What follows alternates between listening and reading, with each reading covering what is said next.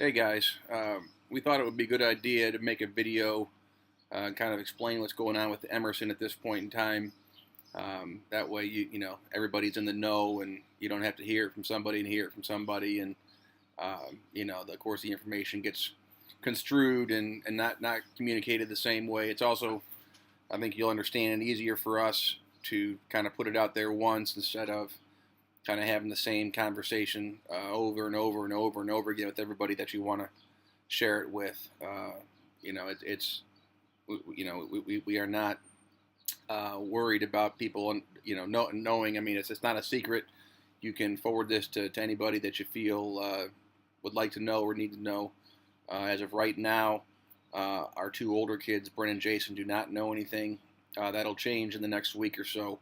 But if if you're watching this video, just please be careful what you say around Jason and Bryn. Any rate, Emerson had about a pneumonia about a month ago. During the process of those doctor visits, they heard a little heart murmur. They wanted to kind of cross their T's and dot their I's, and thank God they did, and sent us to a pediatric cardiologist for what we thought was going to be a routine check for a heart murmur. Go in there for the EKG and ultrasound, and that doctor in Annapolis sat down and said, it looks like he's got restrictive cardiomyopathy, and was going to immediately refer us down to his colleagues down at Children's National Hospital in D.C. It was a little bit of a shock. Obviously as parents, you're just kind of going in there for a routine check thinking it's going to be no big deal, and get this news. So what happens with restrictive cardiomyopathy, if you Google cardiomyopathy, there's lots of different kinds of cardiomyopathies. Restrictive cardiomyopathies are extremely rare in children. 5% of cardiomyopathies are the restrictive variety. What happens is the lower two chambers of his heart, the ventricles, the muscles are not relaxing. And so they're just kind of constricted, and then obviously then don't pump like they should. And because of that, the two upper chambers are then enlarged and have stress because, the blood flow is not flowing like it should. There is basically no treatment for this. But the only way to definitively diagnose this is through a heart catheterization. We went down to Children's National this past week, saw a pediatric cardiologist specialist from the myopathy group, and they did the same EKGs and ultrasounds, and did a whole workup on Emerson, and she basically sat down and said that her gut feeling, 98% sure, was that he did have restrictive cardiomyopathy. Now, the only way they can definitively, gold standard, diagnose that is through this heart catheterization, which is putting up the scope up through his groin and into his heart to actually measure the pressures.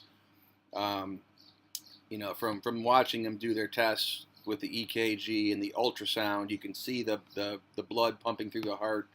I'm sure that they can pretty accurately calculate the amount of blood flowing through his heart based on the size of his heart, and calculate pressures that way, which is why I think that she basically has a very, very strong opinion. This is what we do have.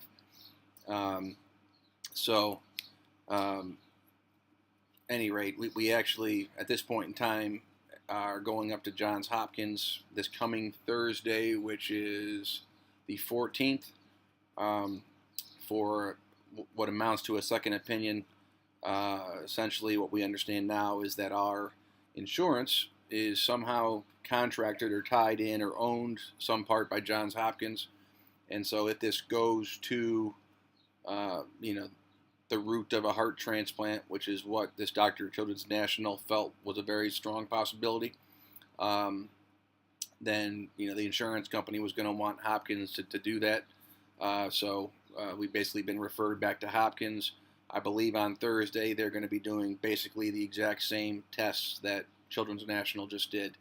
And if they concur that we need to continue on with the diagnosis procedure, then I'm sure he'll be scheduled for a heart catheterization in the next week or so, from what I understand. There are a lot of things you read on the internet. We can go into all that maybe in the next video. I think that for now we'll just kind of leave it at that until we have the heart catheterization to accurately diagnose, that he is indeed restrictive cardiomyopathy. And what the heart cath will also tell us are the exact pressures in the heart and conversely in the lungs. And what those pressures are will basically give them their course of action as to how quickly and how soon he would need a heart transplant. If the pressures are bad enough, then there's going to be significant damage as well in his lungs because of the back pressure, I guess, in the lungs that could require a lung transplant as well as a heart transplant. So until you have the heart cath to know exactly what the pressures are, it will dictate kind of what happens next and how fast that ball needs to roll. If he does go on the heart transplant list, from what I've read in these various papers on the internet, 68% of patients, pediatric patients on the heart transplant list actually do receive one. 12% in this time frame we're still waiting. That there were some that obviously passed away waiting for a heart transplant. The majority of those cases were infants. So we'll just kind of take it one day at a time. We're doing well with this. Obviously Sarah is dealing with it about as well as you could expect a mother to deal with it. I've got tremendous peace about the whole thing, and I might do a separate video and talk a little bit about faith and what we're dealing with and what we're learning about that right now. I know there are some people that will watch this video that aren't interested in that kind of stuff. So if you are interested in hearing more about that stuff, then I'd be happy to share that with you. We have a tremendous support system here of friends and family that are going to rally for us. Our church is going to rally for us. There's no question in my mind. Interesting, we have some friends from church whose family has a genetic heart problem that they're all followed at Johns Hopkins by the same doctor we're going to see on Thursday. So that was reassuring because they really like him a lot and think that he's wonderful. But we should hopefully know a little bit more on Thursday, and I will send another video out. Appreciate your thoughts and your prayers. If you have questions, feel free to text me, feel free to call me.